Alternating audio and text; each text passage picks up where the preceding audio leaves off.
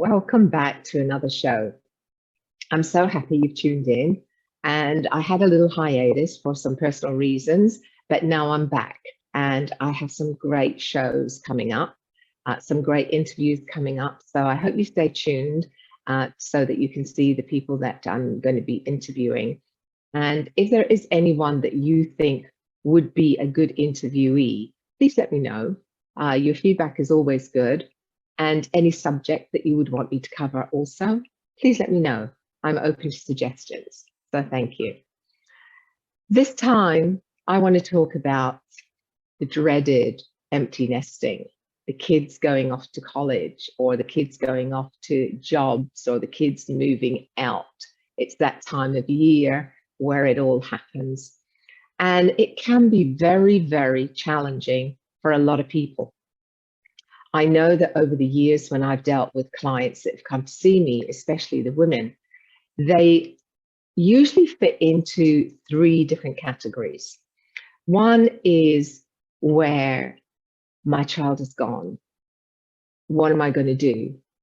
All I do is think about my child. Are they getting in with the wrong crowd? Are they having drugs?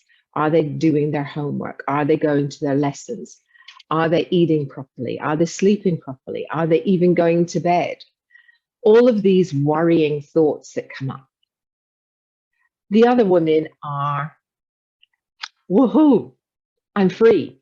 I have my beautiful house. It's empty now. I can use the extra room, or my husband, my partner, and I, we can now downsize, we can use the extra money and we can go traveling, all the things that we put off while we were bringing up our family. And now we're together and we're going out there and we're going to capture the world. And our kid is gone and we've provided them with everything that they need to survive. And we're confident they're going to be okay. So we're now going to live the second half of our life. We're going to live our golden years.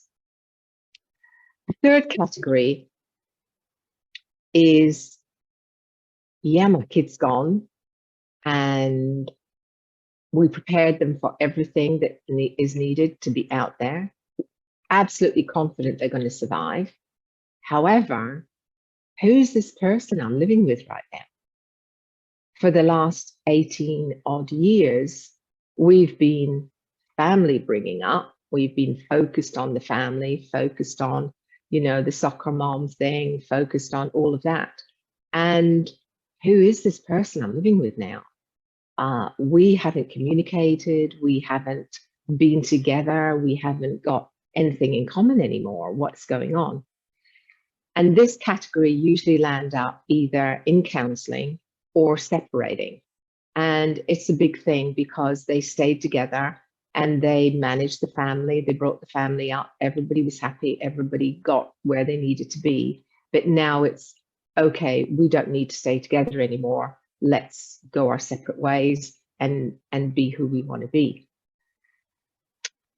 The category I worry about most and that I counsel more on is the category of the woman that parented and that was her life. My child was my life. I brought up my child and now what do I do? How is my identity now? Who am I? I am nothing. I have no self-esteem. I have no self-confidence. I'm going through menopause right now and I don't feel like a woman anymore. I can't have any more children anymore. And I'm really not in a good place. And these are the people that if you've got friends or family that are in this situation, these are the people you have to keep an eye on the most. These are the people that are going to go into a deep depression and then they could self-harm. They could be, and what I mean by self-harm is they can be binge eating, they can be drinking alcohol, they can be smoking things that are not good for them, they could be self-medicating. So they're not doing things to help them in a positive way. So these people fitting into this category really need the most help. So if you fit into this category, then get the help as soon as your child has left home, because the longer you leave it, the deeper into it you are. Also, this isn't something that happened overnight. You've known for years that your child is going to go off at some point. But the last couple of years, you've been planning it. You've been picking colleges or picking jobs or doing whatever it is that has helped this child move out and fly the coop and be the person that they need to be. So for the last couple of years, it's been building up inside. So when it actually does happen, it is like, a concrete slab hitting your chest, because you're going through all different types of emotions with hormones, with all sorts of things going on.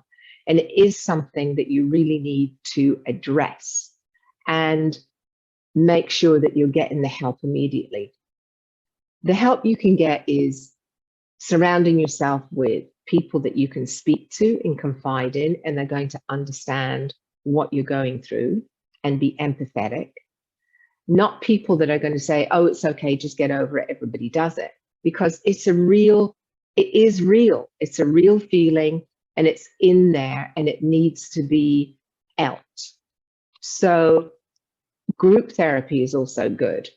Individual therapy is also good. And also making sure that you're in control of what you're eating, you're sleeping, and all of those types of things, that you're involving yourself in listening to good, positive things, that you're surrounding yourself with positive things, positive affirmations, positive books, positive movies. However, I will say this: your positive affirmations, your positive, everything surrounding the positive is all well and good. And I teach this, so I know this. It's all well and good. However, to absorb that, you have to be open to receiving it.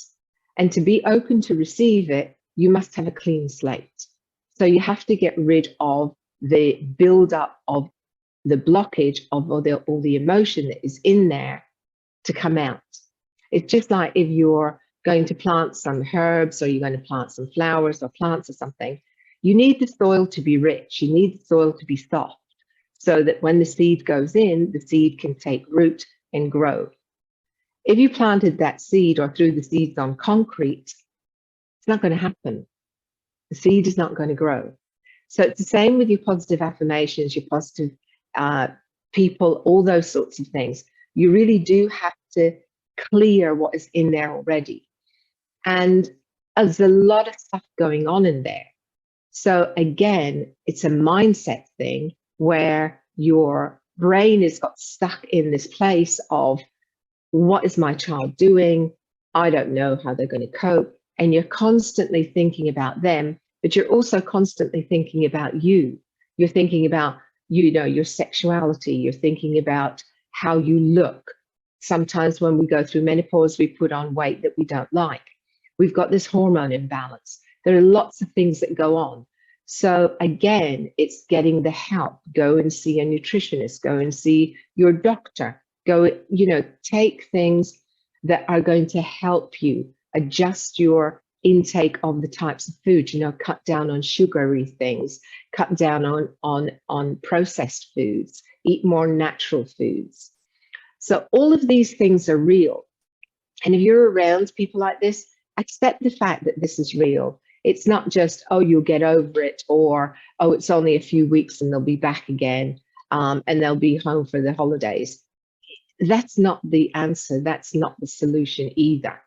So be aware of this. Be aware of this feeling, and know that you're not the only one going through that. However, how you deal with it is the most important thing. And some of how you deal with it will be from what you've experienced with your own parents, with your own family, and how they dealt with it.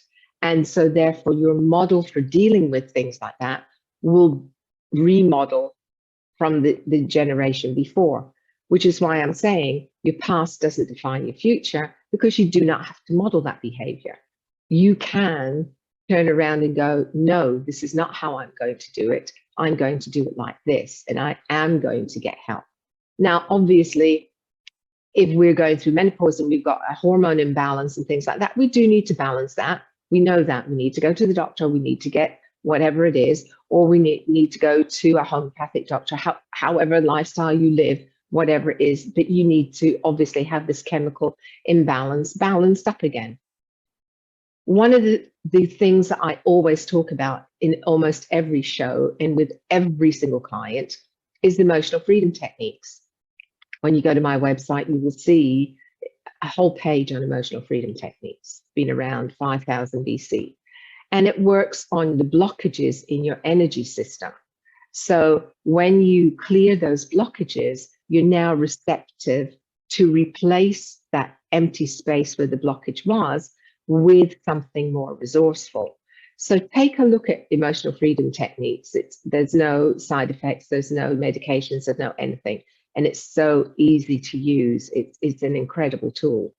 And as I say, I mention it all the time. So if you've heard me say it before, I apologize, but it's something that is so dear to my heart that I've been using for so many years. And I've seen such great responses from it that I can only talk good about it. So the other two categories about empty nesting, again, are you're still going to go through some drama if you're going to be in the separation area. And again, this is not unusual. It is not something that you are the only person doing. It's not the only thing that your friend or family member is doing. A lot of couples do this, that they tend to part ways once the kids have gone. And it's just one of those things. And we should accept that as an individual if that's how you feel, and stop trying to fight it. You know, you can have the conversation with your partner and go, we did a great job. Now we need to move on because we've still got half a life still left to live. There's no shame in that. It's being who you are and looking forward to your future and how your future is going to be. The people that are in the category of, woohoo, this is the best thing that's happened since sliced bread, we can get back to our romance again, we can get back to traveling, we can get back to running around the house naked, we can get back to doing what we want to do, and we can get rid of this big house and we can buy, you know, an RV and tour the country, or we can buy a small home and grow vegetables, whatever it is. So whatever category you fit in, it's okay. The empty nesting process is okay. Whatever you are is okay. And this is what you want to do. You want to accept and you want to know that you're okay, that you can move forward in whatever category you fit in with ease. You can move forward in a way that you know that you're not the only person going through this. Believe me, you're not. So you can do whatever it is that you need to do to help you with this empty nesting process. The people that are going through the depression stage and the missing and all that sort of thing, I have had clients where the young adults have had to come back from college because single parenting has left that particular parent in such a depressed state that the child needed to come back to look after them. So that's not what you're, as a parent, helping your child to be. As a parent, our job is to make that caterpillar into a butterfly and fly off into the world. That's what we're doing. We're creating something and helping them and teaching them and giving them the tools to be able to go off and do the lifestyle that they want to have, whatever that is, and supporting that lifestyle. As a parent, that's what we need to do. As parents, sometimes we impose things onto our children because we know better, as opposed to discussing with our child what it is that they think, what it is that they want to do, and then supporting that. Especially in today's world, Today's world is more AI and electronics and coding and all this sort of thing. And the young adults today know so much more about technology than as parents we ever will. And they're used to change. They change an instant. Whereas the older generation, you as a parent or your parent's parent, changing takes a little bit longer because we were brought up with change taking longer. Today, change happens instantaneously. So therefore, some of the paths that people take when they're going to high school and college is something that the parents don't understand. I have a client or had a client who their young adult had developed apps and developed technology, but because of her past and because of outside social influences, she was ignoring her child's ability and looking at, you have to do school, high school, college, get a degree, do this, and not looking at the fact that this person here could earn hundreds of thousands of dollars by the time he was 17, right? So I realize money is not everything, but we have to support our child. We have to support them. And if making apps, there was a 16-year-old child who sold an app to Google for $6 million, right? So therefore, it's supporting your achievements that they're making and being there for them at all times, regardless. So if they want to be a plumber, excellent. We've got a shortage of plumbers. So good. If they want to be a doctor, good. But don't have your past define their future by thinking that they have to always be doctors, lawyers, accountants, all of these things, because there are other things in this world that they can still achieve and still support themselves. And we as parents should be there for them. So when the empty nesting process comes along, as much as our heart skips a beat when they leave, and we do get upset, regardless of which category you're in, we still have to let them go. They have to go. They'll return if you let them go with love. Always. So thank you for listening to our show today. Hopefully some little nugget there helped.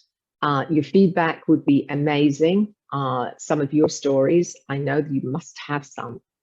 And I appreciate you tuning in. So Helen Bella, remembering that mindset is the key to transformation. See you next time.